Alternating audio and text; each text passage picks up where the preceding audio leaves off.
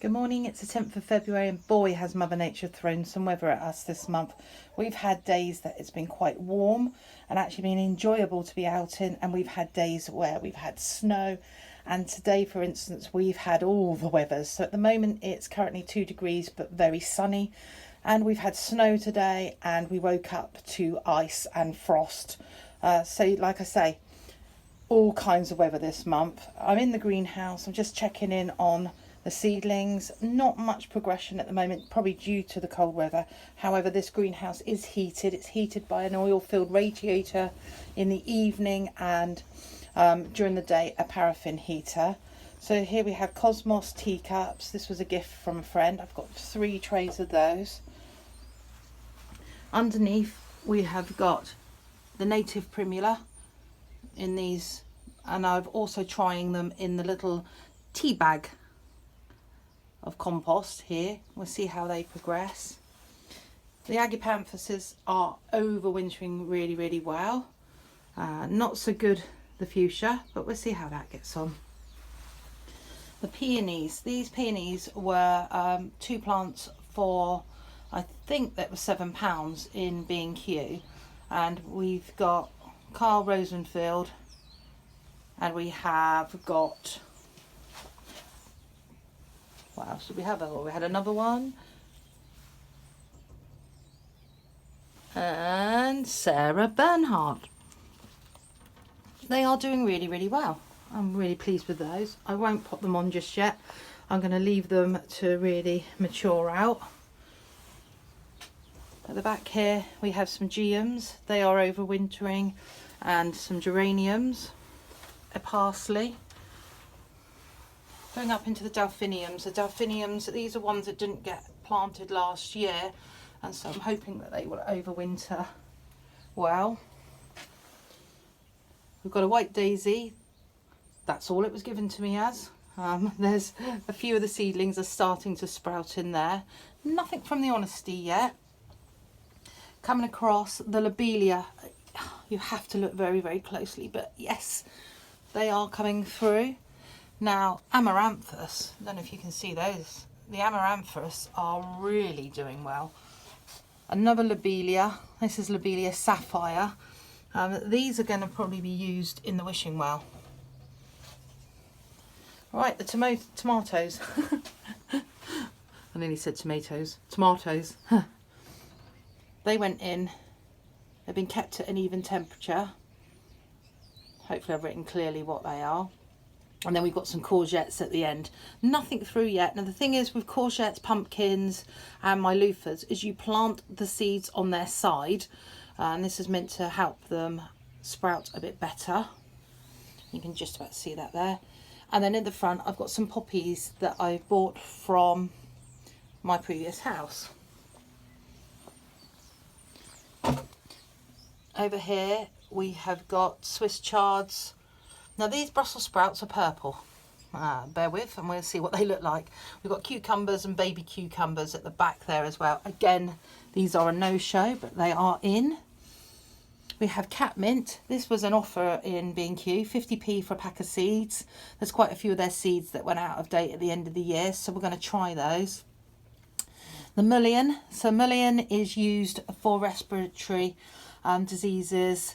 It can help aid breathing, but obviously I'm not a doctor, so please read up on that before you use anything, and always take a doctor's advice. The lupins are just here at the front, and then the foxgloves are coming up through. They're in the coir pots, so I'm trying some coir pots. I've tried the tea bags, and then some old plastic. So I keep plastic and I sterilise it every year, just in warm water, clean it, and then reuse it. Now these are my standard cosmos, and I generally go mad with planting cosmos, and I think if you look, there's a couple of seeds of sweet peas there that have snuck in.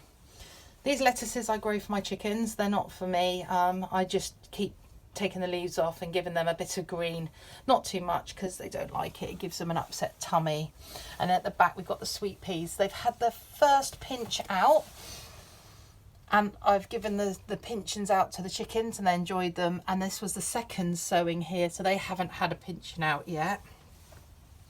Coming forward, I've got 3 trays of marigolds, and this is for companion planting. And then 1 tray of delphiniums. We'll see how that goes. This chilli here is still green when you give it a scratch. So we're trying the method that I saw on YouTube where you cut it back to a V. That's not quite a V. And then that should help you get on a bit quicker than sowing them from seeds. So we'll see how we go, because I have sown them from seeds and they're in the house. And then we've got 6 loofah plants here. Again, like I said, planted on the side. And this should help them sprout on. So the greenhouse, relatively quiet at the moment. Don't need to do any potting on. I'll take you out into the garden. And like I said, it is a lovely, lovely sunny day. In the herb bed, we've got hyacinths coming up.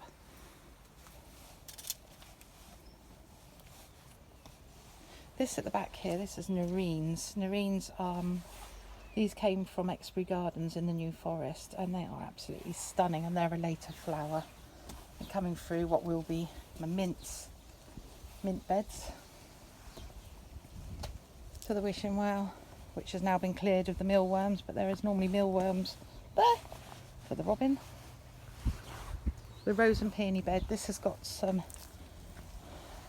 a lot of snowdrops coming through, and it has a few of my David Austin roses. I have got a list on my Instagram of what we planted, and there are labels, but I'm not going to hook the labels out at the moment. The soil is just frozen solid. You can see some. This rose is unknown to me, but it was particularly pretty last year, and if I remember rightly, this one was a red rose, and then the rose we're just coming up to was the yellow rose. And then underneath we've got the camellias again. This is a white one, and the daffodils. It's good to see those starting to point their heads in. They're going to be up very soon. And then you come through some more camellias here, again white ones, and absolutely going into the back of the hedges onto the field. There are snowdrops everywhere. It's just absolutely starting to burden with life. That's an epimedium, and we'll just come around the chimney here. Sorry about the sunlight. I'm not going to shy away from it. It's absolutely beautiful. These are hydrangeas. So we've got hydrangea. These are all white. I talked about that in my first video. And it's so good to see that the daffodils have decided to do a show. The hedge, as I said, if you look through, there is just bulbs everywhere. And the catkins, they're so tiny at the moment, but they will be out soon. The holly, this had loads of berries this year, but the birds really took to that. The hedgehog house, he does come out and have a little bit to nibble on in the evenings. You can see how thick the hedge is at this point. It's some 8 foot, maybe more across. And this is where all our birds are coming from at the moment, and they will have all their nests in there. The hellebores, they're just bowing their heads. It's just far too cold for them. They will puff back up again as soon as they get warm. This is a different way in. So we've got 2 rows of radishes in. These were a radish. Oh, if I can get the label out. It looks very much like, if I can focus that, a carrot. And it's called Lungo Rusco. Probably pronounced wrong, but hey. Parsnips are in. And then they are under a bit of coir there. The rhubarb is showing itself. Let me get a better, closer look at these fantastic compost bins that my husband's made. They are great. And then we can now get over here. So this part of the paddock, you can see, has really been left to go. So we've got a petrol chainsaw, so we will be coming through. This tree just needs thinning out just to let some light through. And then these brambles, because the poor horses at the moment, they can't get near this corner, and this is where they want to be. Then they're normally in that dip there, trying to get our attention. And by the way, they're not our horses, they're our neighbours, but it's lovely to see them. The wood chip is down. That has just been amazing, having that down. It means we're nice and clean when we come down. Nothing has gone in these beds yet, but we have harvested now the leeks, so I've given up waiting for them to grow. And I'm just harvesting them. Bird table's had loads of use. Oh, look at the apple tree with his nest in it. I don't know if we talked about this one. This one's a plum tree. Oh, they were delicious. They were a Victoria, I believe, or looked very like Victoria. Gooseberry tree still here. Not for much longer. And then I did tie them up. I did as I promised, but they've been hit hard by the frost. Oh, and there we have a couple of the hens. This is Debbie and Sam, and there should be a white one called Claire, but she's not going to come and chat to us. She might be laying. Another rose has gone into here. This is the rambling rector, and the idea of that is to hide the structure that we've done for the chickens, and this is to stop the fox from paying us a visit. We made it as fox proof as we possibly can. Just going to go through. You can see now all the forget-me-nots. There's absolutely loads of forget-me-nots. More hellebores. As we come through here, everything's starting to build up. We have a robin's box there, which did have a nest in it last year, which is still in there. So hopefully it will be used again. We're at the back of where eucalyptus is, looking across the garden, and this is a huge patch of that daisy. And if anyone knows what this plant is, it's stunning, this shrub. I love the colour. I don't know if you can see. Coppery tones, absolutely stunning.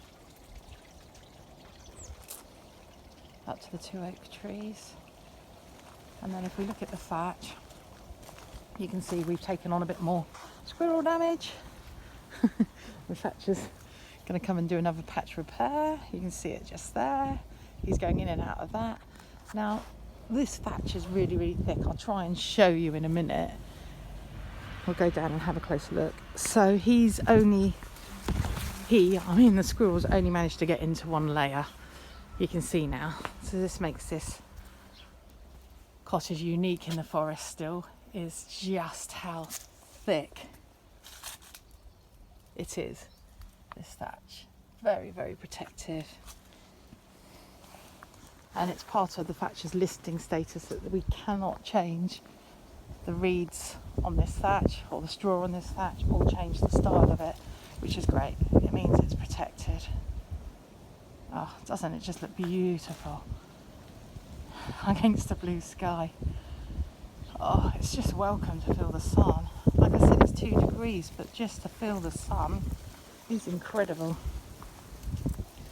We'll head quickly down the side path. Lanterns are all new. These are all solar. They are performing really well. They were from B&Q, and you'll see that the hellebores are very sheltered here. Excuse my red hose pipe. I've got to get rid of that. But yeah, the lanterns have done really, really well. Really pleased with those. The sedum pots, these were on my Instagram as well. The weather is really hard work for them, but we're getting there. Excuse the crunchiness of the gravel.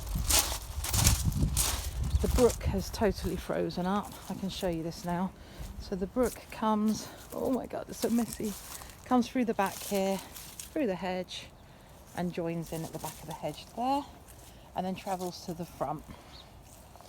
And that just keeps us from flooding.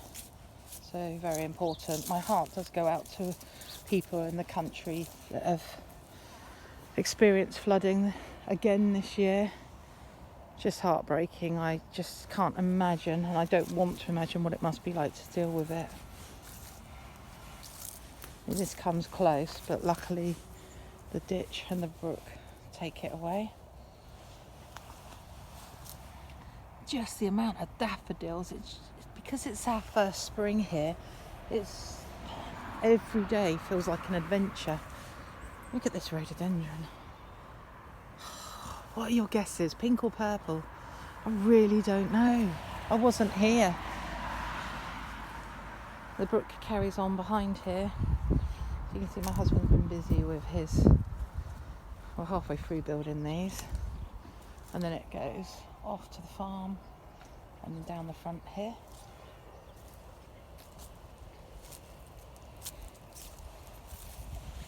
Back underneath this stunning tree. And they're even popping their heads through here. And hostas by the look of it. It will need weeding, but I'm going to wait and see. That's one of my favourite views of the cottage, through the trees.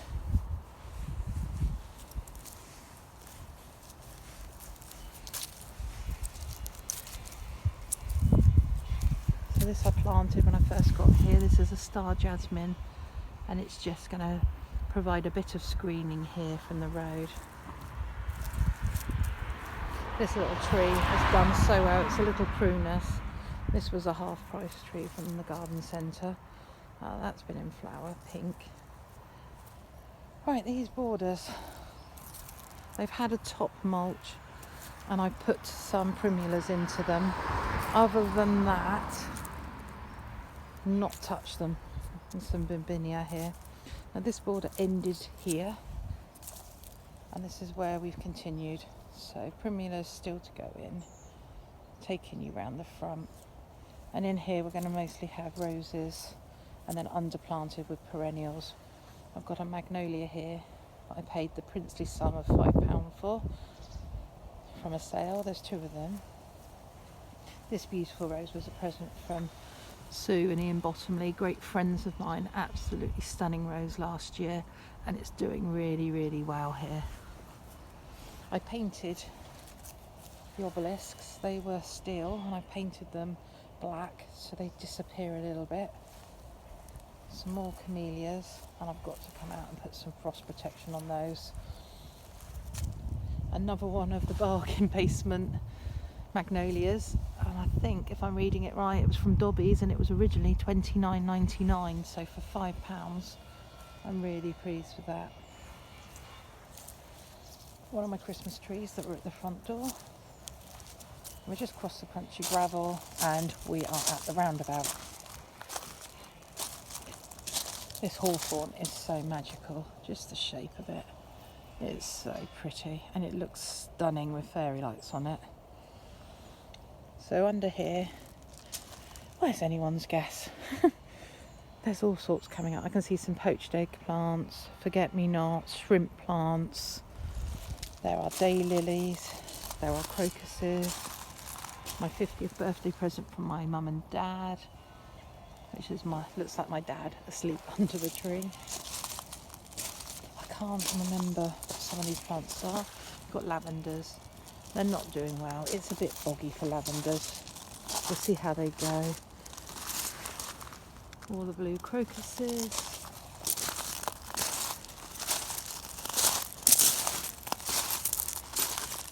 And that's the roundabout.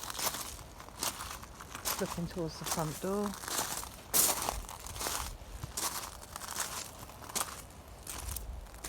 And along the front. We have a protective plinth underneath the cottage now. You can just about see it was lifted in the 90s with a lottery grant, a lottery foundation grant, purely because of the high water table here. So it is on a brick plinth, which you can see, and then it's the original bricks were used to build the retaining wall. Oh dear, the primroses is really struggling. This is my Victorian plant theatre, and I love decorating this, like using pansies or something bright.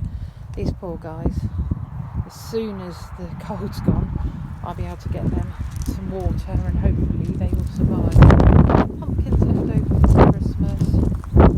My broomstick dressed Fernbach, which is to welcome spring.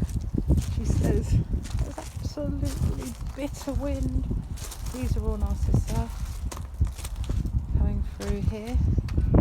Absolutely bursting, waiting to